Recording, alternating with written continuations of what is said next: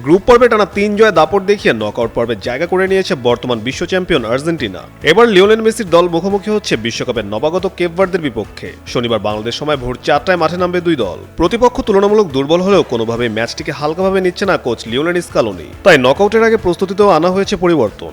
আগের পরিকল্পনা অনুযায়ী শুক্রবার মায়ামিতে যাওয়ার কথা থাকলেও তা একদিন এগিয়ে আনা হয়েছে। বৃহস্পতিবার কানসাসে শেষ অনুশীলন সেরে বিকালেই মায়ামির উদ্দেশ্যে রওনা দেয় আর্জেন্টিনা দল, যাতে ম্যাচের আগে বাড়তি প্রস্তুতির সুযোগ পাওয়া যায়।